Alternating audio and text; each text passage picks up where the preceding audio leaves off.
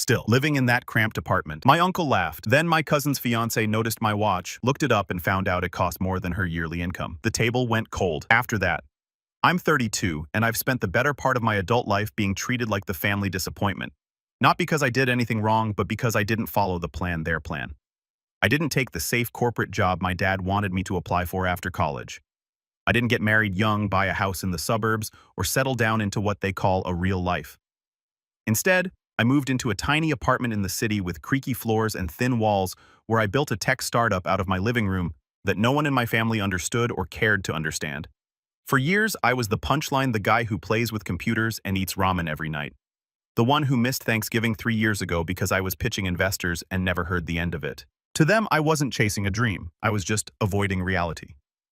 The thing is, I never really minded the apartment. Yeah, it was small, but it was mine. I was so deep into building something I believed in that I tuned out the snide remarks at family gatherings. At least I tried. My mom would always start the conversation with a forced smile and a strained, "So still doing your little computer thing." My sister Rachel, who married a regional bank manager and loved to let everyone know, would shake her head like I was a stray puppy that refused to be trained. But the worst was my Uncle Doug, my dad's older brother. He had that old school money talks. Everything else is noise mindset. He ran a construction business and loved to talk about how he built something with his hands, unlike these soft millennials with their screens and apps. So when my cousin Brett, Doug's golden boy, got engaged, I expected the usual: a fancy dinner at some overpriced steakhouse, awkward small talk, fake smiles. I wasn't exactly close to Brett. He followed the family playbook to a business degree job in the family firm, flashy car lease, the whole 9 yards. His fiancée Claire was some Instagram fitness influencer who spoke in hashtags. I knew showing up would mean enduring the usual barrage of passive-aggressive jabs and smug glances from relatives who still thought I lived paycheck to paycheck.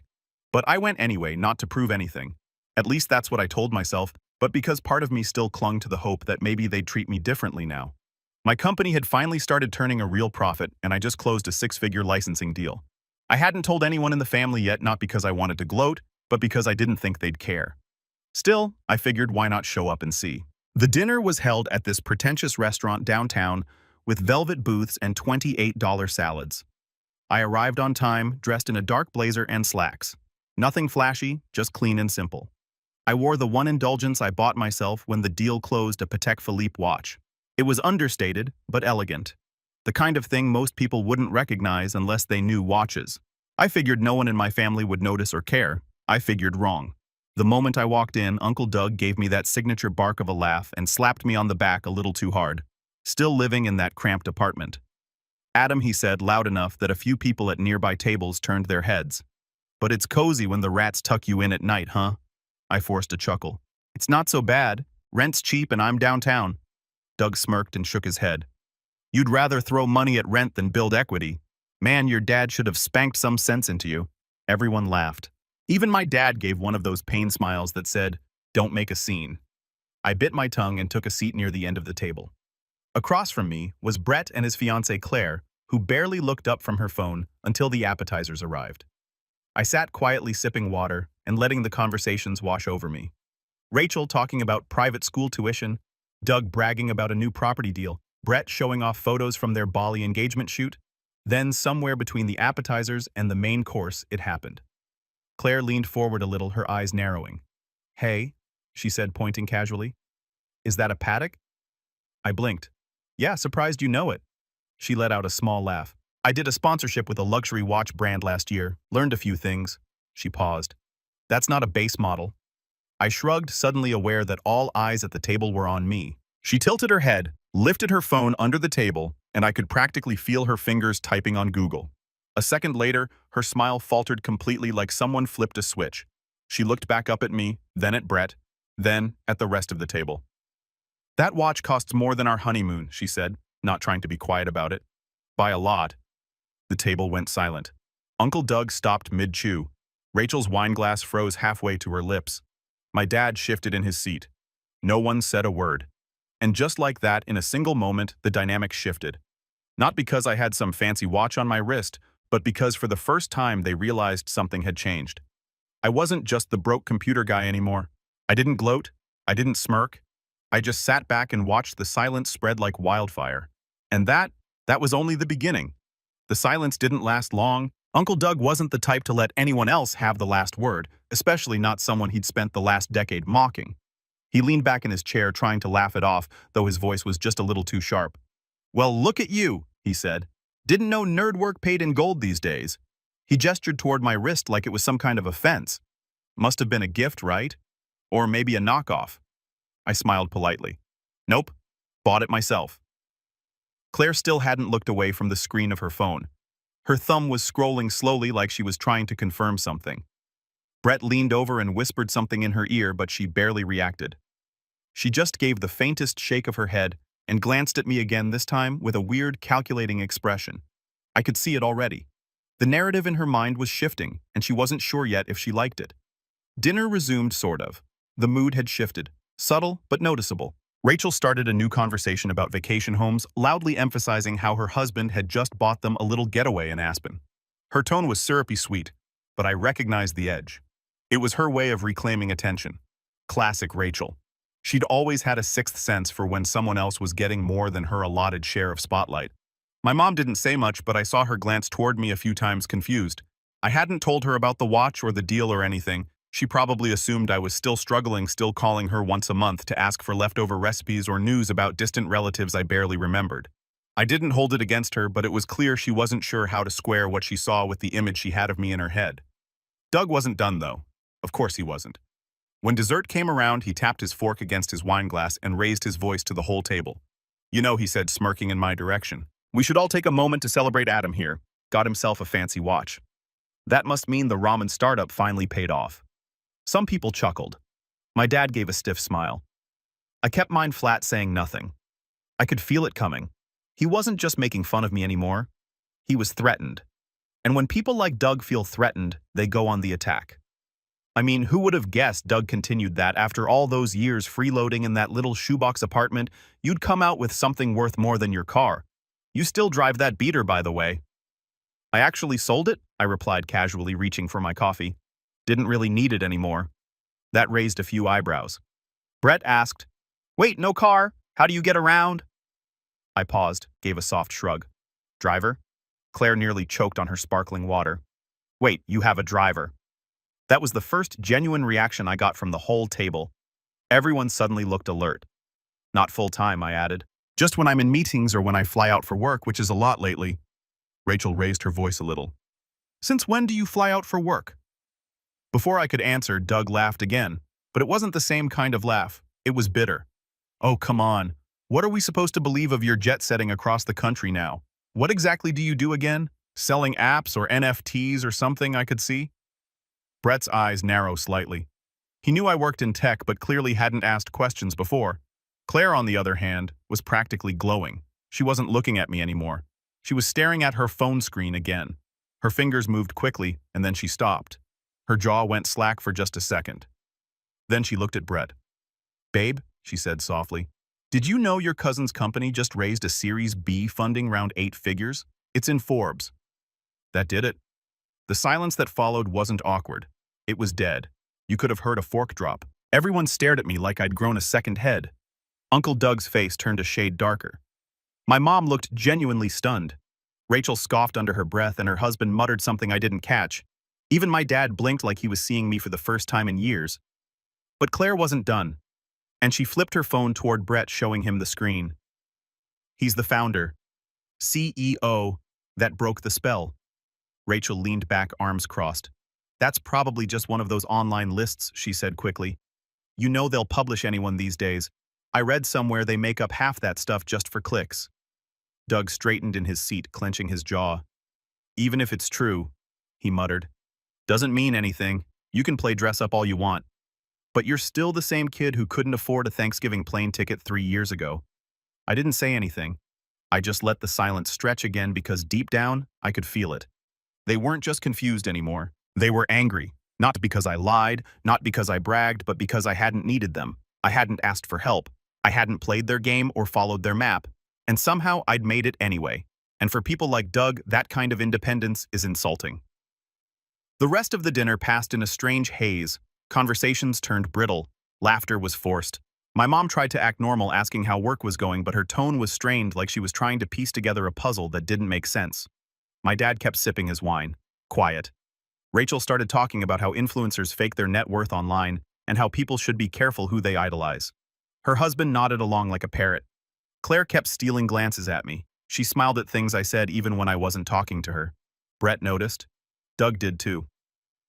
After dessert, people started leaving. Some offered stiff hugs, others just a quick nod. Rachel didn't even look at me. My mom gave me a half-hearted smile, clearly unsure how to process the evening. And then, there was Doug. As he pulled on his coat, he walked up beside me and leaned in. "Don't let it go to your head, kid," he said quietly. "Money doesn't make you part of this family." I turned to face him. Didn't know I needed an invitation. His jaw twitched, but he said nothing else. As I stepped out into the cool evening air, I looked up at the sky, my breath fogging in front of me. I should have felt smug triumphant, but instead I just felt tired because I knew that dinner hadn't been the end of anything. It was the start, and the real tension was still coming. It wasn't even a week later when the betrayal hit. I got a call from my bank's fraud department on a Tuesday morning. I was in the middle of finalizing a partnership contract with a logistics software company. Big deal. Months in the making when the call came through. Normally, I would have let it go to voicemail, but something in my gut told me to answer. The woman on the other end sounded professional, but serious. "Mr. Cross," she said, "we flagged a series of attempted access requests to your business account. Multiple login failures, then a successful one originating from a device in the Midwest. We've temporarily frozen access until we can verify it wasn't you." My heart dropped. "No, it wasn't," I said quickly. "I'm in New York. Who is it?" She explained they couldn't give me a name without a formal investigation, but that whoever it was had guessed my recovery email and security questions. They'd even tried to redirect my email access, likely to intercept two-factor codes. The only people who even knew that information? The old college nickname I once used, the street, I grew up on the name of my childhood dog, were family. I hung up and sat there in silence for a while, my coffee going cold beside me. It didn't take long to confirm what I already suspected. Later that night, I opened a shared folder on my old personal Google Drive, the one I hadn't touched in years, but had once used to send files to family back when I was the free tech support for the whole tree. It had a few harmless PDFs, old resumes, some pictures, and one document that stopped me cold. A spreadsheet, my old company's early cap table and pitch deck, a version I deleted from my local files ages ago, but apparently had uploaded here once by accident. I never thought twice about it back then, but someone had been poking around. The next day, I got a LinkedIn message from a guy I barely remembered, an angel investor I'd spoken to once a year ago. He sent a link to a new startup pitch that had hit his inbox, asking if it was a new arm of your company. I clicked the link, my stomach twisted. It was Brett. Brett had sent out a near-identical version of my original deck, barely altered under a new startup name. His name listed as founder and CEO. The product description word for word, what I had built. The pain point, the solution, the branding language. Even the font was the same. He'd stolen it. I didn't even know where to start. Part of me was stunned and part of me wasn't surprised at all. I thought back to that dinner, Claire scrolling, whispering to him, the tension in his eyes when she showed him the Forbes article. It made sense now. He wasn't just jealous, he was plotting, and he hadn't just copied a pitch. He'd submitted it to the same accelerator program I had gone through 2 years ago. I called a friend who worked on the review board there. Quietly, carefully, and sure enough, Brett had already made it past the first round under a different company name, but with a carbon copy product. His submission included proprietary back-end architecture that just happened to be the exact system I had built and protected with code obfuscation code that only someone with access to my local Git backups would know how to reverse. I paced my apartment in circles, my mind racing. How had he gotten into my files? And then I remembered the dinner. That weird moment when Claire had asked about my watch and scanned it. The lingering glances, the sudden curiosity. I'd left my phone on the table when I went to the restroom. And I hadn't thought twice about it. But I'd been careless. One password, one saved browser session, one forgotten link on my drive. And Brett had what he needed. He didn't just want to copy me, he wanted to be me. That realization stung more than I expected. I sat down and opened my laptop, logged into my legal team's internal portal. I didn't want to jump straight into war, but if I didn't act now, this could spiral into something I couldn't contain. Before I hit send, I hesitated because underneath the rage was something else. Betrayal. Brett was my cousin, my family, the guy I used to play Nintendo with in Grandma's basement. We weren't close, but we shared blood. We shared birthdays, holidays, stories. I never imagined he'd stab me in the back like this. Not to steal what I'd built, not to pretend he'd earned it. I remembered when I first started my company and everyone laughed behind my back. He included. He used to call it Adam's Nerd Fantasy League. I brushed it off. Let it roll because I thought one day they'll see. And now he'd seen. And instead of being proud, he tried to take it. I couldn't tell anyone in the family, not yet. I knew exactly how it would go. They'd say I was overreacting. That Brett probably didn't mean anything by it. That I should just talk to him and resolve it like family. But I wasn't about to let this slide. Not this time. And as I stared at the cease and desist template on my screen, I knew this wasn't just about a stolen pitch. This was war, and Brett had just fired the first shot. I didn't send the cease and desist that night. I hovered over the button for what felt like hours, my finger twitching, my eyes locked on the screen, but something inside me held back. Maybe it was the exhaustion. Maybe it was denial. Or maybe deep down I still wanted to believe it wasn't real, that Brett had panicked or gotten carried away, that I could confront him, and he'd apologize, that there'd be a way to make it right. Instead, I just closed my laptop and sat there in the dark. That night I didn't sleep. I laid on the couch, staring up at the ceiling, hearing every creak in the old apartment like it was shouting at me. Every time I shut my eyes, I saw his name in my inbox, or Claire's smug smile across the table, or Doug leaning in to tell me I'd never be one of them. By the next morning, I knew I needed space. From all of it, the noise, the stress, the disappointment. I turned off my phone, forwarded my calls to voicemail, and packed a small bag. I left without telling anyone. Not my friends, not my assistant, not even my parents. I took the first train out of the city and headed upstate to a tiny rental cabin I'd found months ago, but never had time to visit. It wasn't much, just a weathered little place with a wood-burning stove, slow Wi-Fi, and a lake out back that looked like it hadn't seen a swimmer in decades. But it was quiet, and I needed quiet. For the first 2 days, I didn't open my laptop. I barely looked at my phone. I just sat on the old dock in a hoodie and jeans, watching ducks swim by and letting the silence stretch. The air smelled like pine and wet dirt, and for once no one was asking me to solve a problem or pitch an idea or explain what I did for a living. But inside, I felt hollow. Brett hadn't just stolen my pitch. He'd taken something I couldn't explain. He took the validation, that thing I'd worked years for. I told you so. I never said but always dreamed of. He turned it into a joke, into a shortcut. And the worst part, he might get away with it. I started spiraling. I imagined headlines. Rising tech star caught in IP dispute with family member. The press wouldn't care who was right. They'd run the story for clicks. Investors would panic. My company, my team would be the ones who suffered. People who trusted me. People who left stable jobs to build something with me. And now their futures were tied to mine. And mine was tied to Brett's theft. One morning I woke up to a voicemail from my dad. I hadn't spoken to him since the dinner. His voice was calm but clipped. "Hey Adam, just checking in. Your mom said you've been quiet. Look, I heard something weird from Doug today about Brett starting a company. He said you two were working together now. I guess that's cool if it's true, but you should have told us. Anyway, call me." Call? My throat clenched. Working together, Doug was already rewriting the story. I was livid, but I didn't call back. Instead, I opened my laptop and started digging. I found Brett's new company website. It had gone live 2 days ago. The logo was eerily similar to the one my designer had mocked up for my original launch. The copy barely rewritten. There was even a founder's letter that he must have lifted straight from one of my old Medium blog drafts.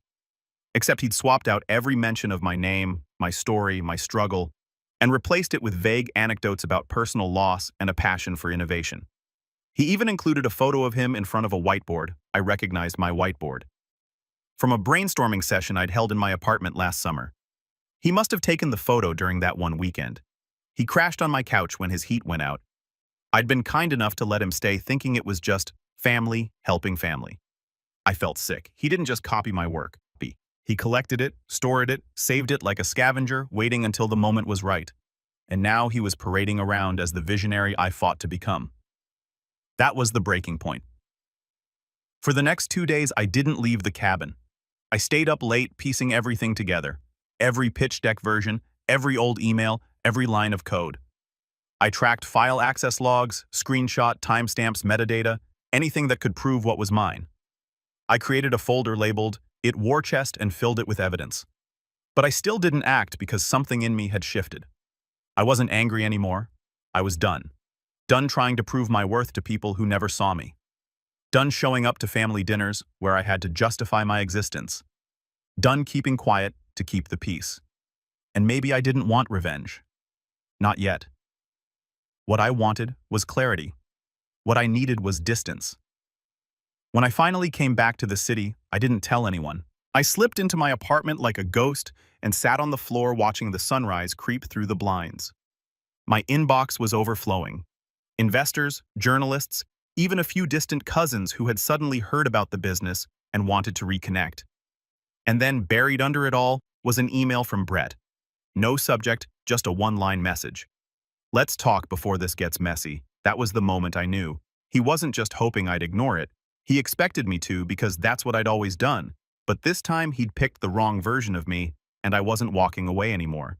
By the time I read Brett's email, I was a different person than the one who had slouched into that family dinner weeks earlier, unsure whether I even belonged at the table. The silence, the retreat, the betrayal, they'd all worked like a kiln, hardening me into something sharper, colder maybe, but focused, clear. I didn't reply to Brett. Not yet. Instead, I spent the next 2 weeks doing what I'd always done best, building. But this time, I wasn't just building products. I was building leverage. I hired a new legal team, a brutal firm known for intellectual property warfare. Not the guys you go to for contracts and compliance. These were the types who drank coffee out of "I sued Google" mugs and smiled through depositions like it was date night. I gave them everything. Emails, version history logs, screenshots of our shared family folders, timestamp code, commits, even that photo of Brett in front of my whiteboard. The lead attorney, Maya, looked through it all and said, "Oh, we've got him cold." At the same time, I called a friend of mine, Victor, who ran a boutique PR agency for high-profile tech founders. He wasn't cheap, but he was discreet. We crafted a plan, a story, one that would circulate quietly through the right channels, drop into the right inboxes, land on the desks of the same people Brett was trying to impress. The headline, "Unknown Cousin Tries to Clone Tech CEO's Startup Gets Exposed." It wasn't published yet, but it was ready, and I wasn't done. My company, which I had kept lean and private until now, was finally ready to scale. We've been holding back on growth because I didn't want to lose control. But now I had a reason to go big. I finalized a new Series C deal with a venture group that specialized in aggressive expansion. Within 2 months, we opened 2 new satellite offices, tripled the engineering team, and launched our product in 3 major cities. Revenue spiked. Press picked us up. Influencers in the tech space started name-dropping us in podcasts and newsletters. I got invited to speak at a major innovation summit in LA, a conference Brett would never be qualified to attend, let alone headline. Suddenly, I wasn't that guy with the apartment anymore. I was Adam Cross, founder of COA, rising name in AI logistics and predictive data, and people noticed, including family. Rachel was the first to reach out. She sent a message dripping in fake warmth. "Hey, stranger, just wanted to say how proud we are of you. Next time you're in town, let's do brunch." I didn't respond. My mom left a voicemail saying how she always believed in me, which was rich considering she used to call me twice a month to ask if I'd given up on that app thing yet. Even my dad reached out. Awkward, hesitant. He asked if I needed help managing all the new attention. Said he had contacts. I smiled when I heard it. He meant Doug, as if I'd ever take advice from the man who laughed at me for living in a box with a router. Doug, to his credit, stayed silent, but I could feel his presence like a shadow at the edge of the firelight, watching, waiting. I had my team quietly pull a business intelligence report on Brett's fake startup. It hadn't gained traction. After the first wave of investor interest fizzled, the brand went quiet. No updates, no hires, nothing. He tried to relaunch under a new name. But the problem with copying someone else's vision is you don't understand the why behind it. You're just mimicking the what. And now that I had the legal team watching, he couldn't make a move without risking a lawsuit. I held the power now, and I didn't have to flaunt it. That was the best part. One day, as I sat in the green room backstage at the LA Summit, adjusting the mic pack on my collar, I got a message from Claire. Just 3 words. "You were right." No explanation, no follow-up, but I knew what it meant. Brett had imploded. Maybe the pressure got to him. Maybe he tried to spin some lie that she saw through. Maybe she Googled my name again and saw what he was trying to bury. It didn't matter. I left her on red. After my keynote, 30 minutes on ethical AI and efficient systems, I got a standing ovation. A few VC partners came up afterward to ask for meetings. I smiled, shook hands, made notes, and as I left the venue, stepping into the black car my driver had waiting, I realized something. I hadn't thought about the apartment in weeks. I hadn't thought about the old cramped kitchen where I used to burn toast while debugging code, or the paper-thin walls that let me hear every conversation my upstairs neighbor had with his cat. But that place had made me just like the ridicule had made me sharper, just like the betrayal had made me colder. And now I was ready because Brett had taken a swing. And I let him think I stepped back. But I wasn't retreating. I was aiming. And he had no idea what was coming. The summit marked more than just a milestone in my company's rise. It marked a turning point in how I moved through the world. I was no longer playing defense, no longer reacting. I was calculating. And for the first time in my life, I had reach. That's the thing about success. When you're on the bottom, no one returns your emails. But when your name starts showing up in Wired or TechCrunch, the gatekeepers suddenly remember your name. Doors that once slammed shut before you even knocked, they swing open all smiles. And that's when the real setup began. It started with a meeting. I was invited to a private investor dinner in San Francisco, small high-stakes invitation only. A quiet little affair hosted by a group that specialized in rescuing struggling startups with potential. They called themselves an accelerator, but they were more like a shark tank with linen napkins. Everyone in that room had built broken or bought companies. And at the far end of the table, sipping a glass of Pinot like he belonged there, was Victor Crane, a managing partner at Halbert Capital. I didn't know much about Victor when I first heard of him, but one of my analysts flagged him weeks earlier during our internal review of Brett's investor trail. Victor had been CC'd on one of Brett's early outreach emails, the same emails that tried to pitch my product. Back then, Brett didn't know any better. He thought he could sell a pitch and hope no one dug too deep. But now that I was sitting across from Victor, I knew the man was smarter than that.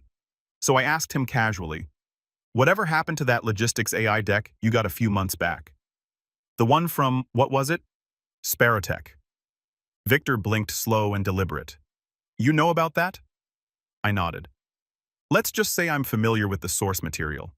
He studied me for a beat, then smirked. Didn't go anywhere. Felt thin, like someone had stolen a blueprint without reading the manual. We both knew exactly what he meant. I didn't push further. I didn't need to because in that moment I saw the setup forming. These weren't people who like copycats.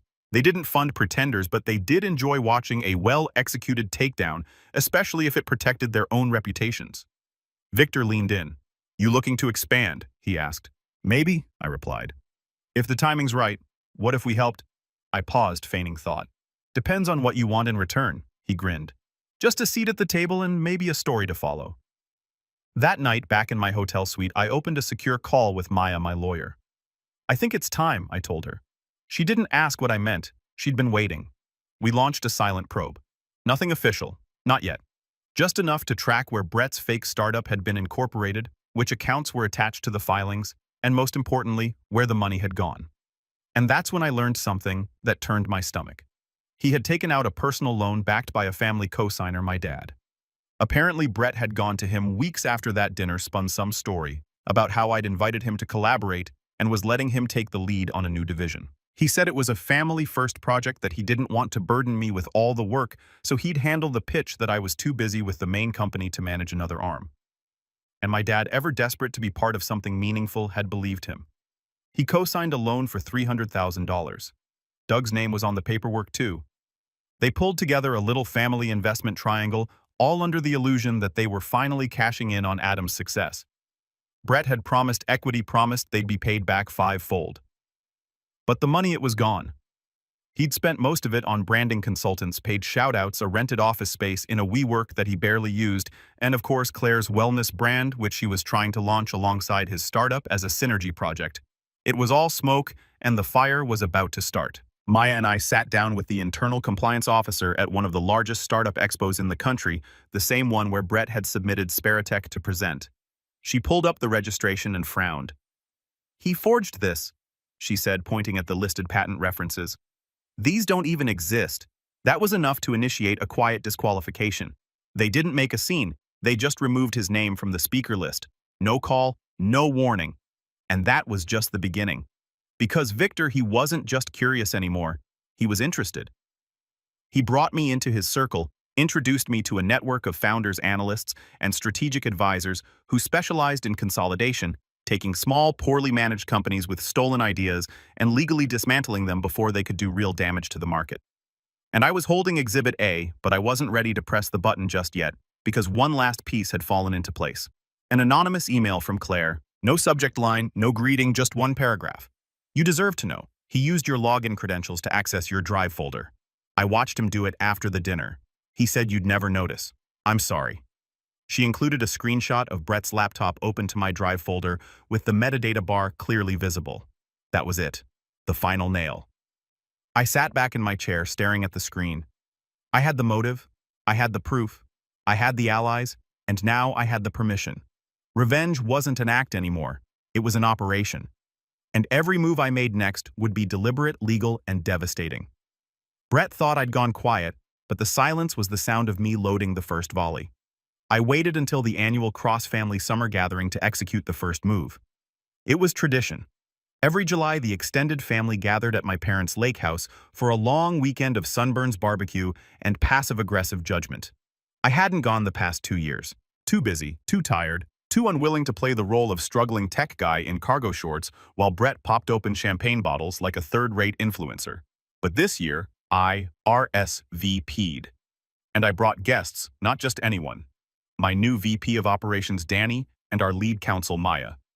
Both sharp, composed, and perfectly capable of handling the business end of things. But more importantly, they looked the part. Danny pulled up in a sleek electric SUV, stepping out with sunglasses and an air of quiet authority. Maya wore a crisp linen blazer, gold watch flashing as she shook hands. I didn't need to say who they were. People just assumed. Rachel did a double take when she saw me. You came? Of course, I said, smiling. Family. The lake house hadn't changed. Same creaky deck chairs, same ugly boat Dad refused to get rid of, but the energy had. The moment I walked in, people moved differently, more cautious, more curious. Whispers started almost immediately. Uncle Doug greeted me with a stiff nod and a half-hearted chuckle. Heard you've been busy, city boy. I smiled. Yeah, had a little project I was working on. He said nothing else. And then Brett appeared wearing a golf polo 3 sizes too tight. Fake smile stretched across his face. Claire was nowhere in sight. Adam, he said, trying to sound casual. Long time, man. I shook his hand firmly. Been a minute. How's the startup? He faltered. Good, good. You know, early stages. Still building the foundation.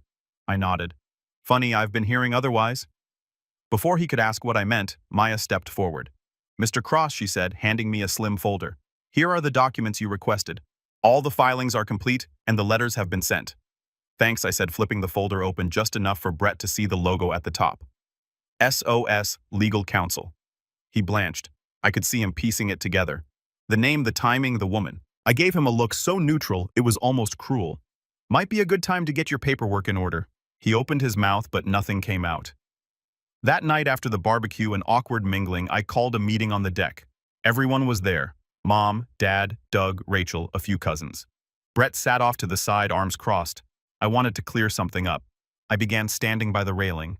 There's been some confusion lately about what I do, about who I work with, and about who's allowed to claim involvement in my company. Rachel scoffed. Oh, come on. What is this, a TED Talk? I ignored her. Maya handed out copies of the cease and desist letter, 8 pages neatly stapled each with a cover note addressed to Brett Cross. Doug flipped through his with rising panic. What is this? It's legal notice, Maya said calmly, documenting multiple instances of IP theft, misrepresentation, and fraudulent investor outreach. You'll find the relevant exhibits attached. My dad looked stunned. Wait, Brett, you took his. Brett jumped up. It wasn't like that. I didn't steal anything. I just borrowed the format. It's a template. Everyone uses templates. I stepped forward. You use my words, my code, my diagrams. You even faked a founder letter with my life story in it. You accessed my files through my own Drive account without permission. That's not a template. That's theft. Doug stood up now, red-faced. So what, you're going to sue your own cousin? Make this into some kind of public spectacle? Maya answered before I could. That's up to Brett. He can settle, surrender all rights to his company name, issue a public retraction, and repay the outstanding loan, or we proceed with litigation and we will win. But I co-signed that loan, my dad said quietly. I'm on the hook. I turned to him slowly. Yes, you are. The silence that followed was heavy. It wrapped around the deck like fog. Doug exploded. You little snake, you planned this. I met his glare. No. Brett planned this. I just responded. Brett tried again. Adam, come on. We're family. I made a mistake. Okay. I panicked. I didn't think you'd actually what I asked. Hold you accountable, why not? You counted on the fact that I wouldn't, that I'd keep my head down like I always did, that I'd stay quiet, that I'd let you take credit for what I built. He went quiet. Claire wasn't there to defend him anymore. And no one else stepped in. That was the beauty of it. I didn't yell, I didn't threaten, I just showed them who I'd become. That weekend ended with Maya hand-delivering a signed agreement. Brett folded within 48 hours. His company was officially dissolved. The domain was taken down, his social media wiped. A retraction letter was published on LinkedIn where he admitted missteps and misunderstandings while graciously stepping aside from his role in the industry. He looked noble, but everyone knew what had happened. Back in the city, Victor congratulated me on the elegant execution. He said it was one of the cleanest takedowns he'd seen in years. And as for Doug, he called me 3 weeks later, voice shaky, asking if I'd be willing to help clean up the fallout. Apparently, a few of his investor friends had found out about the fake startup and weren't happy.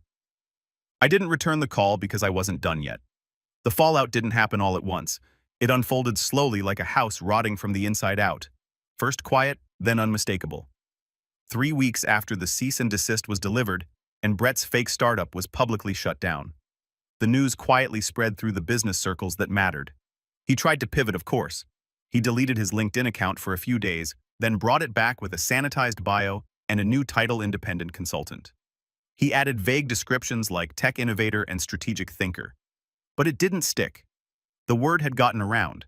The investors he'd pitched started distancing themselves.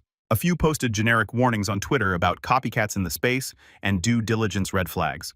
Nobody named him directly, but they didn't have to. People in tech talk, and once you're labeled a fraud, there's no unlabeling it. Claire was gone, moved out, took her dog, scrubbed her socials of every trace of their engagement.